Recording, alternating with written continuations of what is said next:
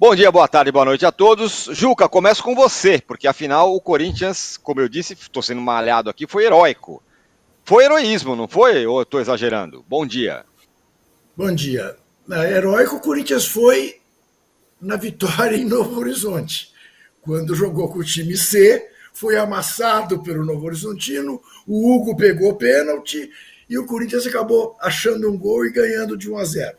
Num jogo que aparentemente o Corinthians queria entregar até, porque estava focado no jogo da quinta-feira, no jogo de ontem contra o Palmeiras. Ontem eu acho que, respondendo a sua enquete, e eu quero, agora que já voltei de férias, a pleno vapor, pedir likes, pedir que você dê o seu like. Vamos chegar a 6 mil likes para que eu possa ficar feliz e não faça mais confusão entre os Luiz Henrique, que até agora eu não me conformo de ter feito na segunda-feira passada. Eu te diria que o Corinthians teve a sorte da incompetência do Palmeiras. Porque o Palmeiras, como você disse, amassou o Corinthians já no primeiro tempo, embora o Corinthians tenha criado mais chances de gol ainda no primeiro tempo do que o Palmeiras. Teve a primeira defesa do Everton aos 25 minutos, no lançamento do Memphis para o Yuri pela esquerda, que o Everton pegou bem. Teve o chute, a queima-roupa do André Ramalho, que o Everton fez um milagre, e teve o gol que o nosso Richard Rios, imitando o Andréas Pereira no final da Libertadores, acabou entregando para o Memphis a bola para o gol do Yuri. O segundo tempo, então, só deu o Palmeiras, depois da bobagem do Yuri, fez duas bobagens, né? Duas bobagens que um profissional não pode fazer por uma questão de responsabilidade. Agora, a tal história. Se tem duas torcidas, ele não chuta a bandeirinha.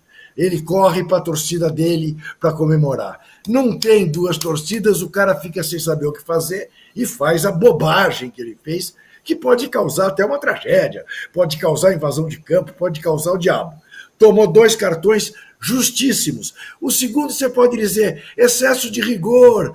Se o juizão tivesse o mínimo de bom senso, talvez não fizesse, fingisse que não percebeu, que a bola estava com o Palmeiras, mas não.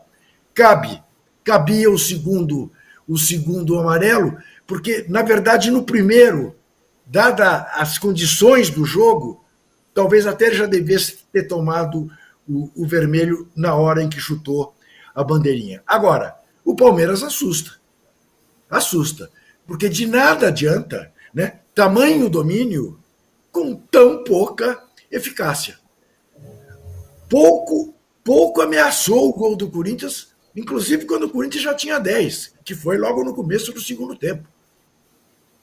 A não ser no final do jogo, o Palmeiras pouco ameaçou o Corinthians, essa que é a verdade. E aí acontece o pênalti, e aí sim você pode dizer que aparece a figura do jogo. Até então era, a meu ver, o Piquerez, e passou a ser o Hugo, porque o menino Estevão ia entrar para a história do derby, né? A fila que fez dentro da área do Corinthians até tomar o pênalti. Olha aí, parece mentira, né? Ano passado, o Yuri tropeçou no regador do estádio, do gramado. E dessa vez ele tropeçou na sombra, né? Se jogou de uma maneira ridícula, né? Parece que a chegada do Neymar reaviva Caicai, sei lá o que aconteceu, né? Agora, de fato, o Palmeiras decepcionou. E decepcionou mais uma vez o Abel. Porque, tá bom, o Palmeiras merecia ter vencido pelo volume de jogo, merecia. Mas ele não fez uma referência ao fato de o Corinthians ter jogado com 10 no segundo tempo. E reclama de uma possível invasão no pênalti. Olha, as imagens que eu vi, pelo menos, e alguém me corrija se eu estiver errado, não permitem dizer que tenha havido uma invasão, pelo menos, veja aí, uma invasão clamorosa. Cadê? Só agora aparece o jogador do Corinthians. Então, realmente ele não sabe perder, e fica com desculpas esfarrapadas. Ninguém dá nada para o Palmeiras, como ninguém dá nada para o Corinthians, como ninguém dá nada para ninguém. Acabou sendo um empate com sabor de vitória para o Corinthians, evidente, até porque manteve o Corinthians na liderança geral do campeonato, o que, do ponto de vista do corintiano, é fundamental, porque é a confiança na possibilidade de o Corinthians jogar eventuais segundos jogos, além das quartas de final em Itaquera. Isto faz diferença na vida do Corinthians, a gente sabe, mas o Corinthians, mais uma vez, não jogou nada, né? Outra vez, o Corinthians está decepcionando também. Depay não está jogando bolhufas, o próprio Yuri perdendo o gol outra vez, como perdia antes da boa fase do ano passado, né? O Kaká revela-se um quarto zagueiro inconfiável. O Corinthians não tem laterais. Difícil, né, você pensar um time ganhar qualquer coisa com a qualidade que os laterais do Corinthians não têm. O Ramírez fez muita falta, o Bidon fez muita falta e, coisa que também o senhor Abel Ferreira não se lembrou, Rodrigo Garro, mais uma vez, não jogou. E ele é o cara que organiza o time do Corinthians, né? Ou imagina-se que volte a ser o cara que organiza o time do Corinthians. Enfim, foi um derby do ponto de vista técnico fraco e foi uma decepção maior da parte do Palmeiras, que não soube ganhar um jogo que ele teve na mão durante todo o tempo. E isto não pode passar ao largo. Não é daqueles jogos que diz, o time não teve sorte. Não. Chutou uma bola na trave, chutou, mas bola na trave não altera o placar. Dê os seus likes, que a gente merecemos. Boa. Bom dia, Trajano. Boa tarde, boa noite. Bom dia, boa tarde, mano. Eu fico olhando esses violões aí, essas guitarras penduradas na parede. Será que o âncora é melhor músico do que fazedor de enquete?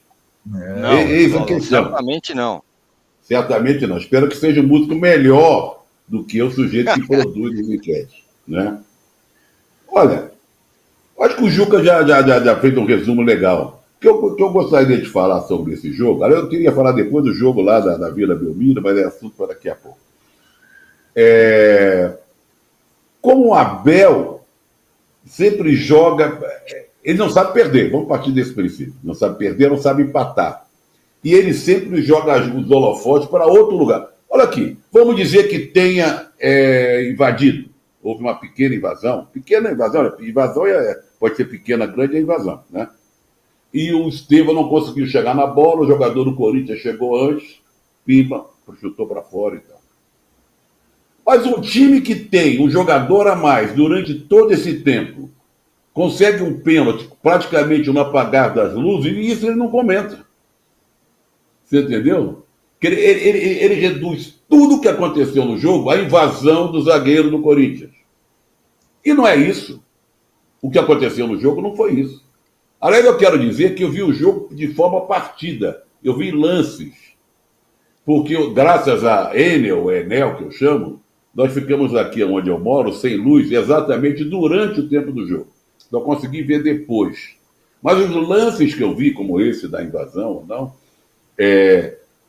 e os lances perdidos, defesas e tal, mais uma vez, colocam para mim que o Abel é um chato de galocha. É impressionante.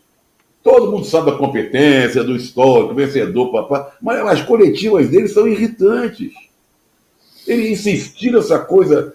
O jogo pro Abel se resumiu no pênalti que o Estevão perdeu e houve a invasão. Só isso. Não houve mais nada no jogo.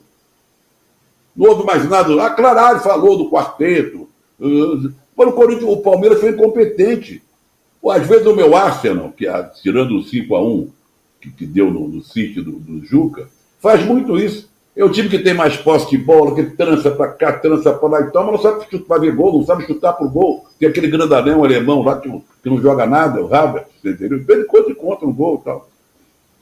Então, o que me choca, que me deixa meio mal-humorado, são as entrevistas do Abel. Palmeiras merecia ganhar? Claro, merecia ganhar. Mas não fato de merecer não quer dizer que ganhou. Empatou o jogo. E essa redução ao comentário dele é sempre um comentário que foge da análise geral do jogo, né? esquecendo que ele falou do carro, que não jogou, do tempo que o Palmeiras ficou com mais um em campo. Isso aí deixa para lá.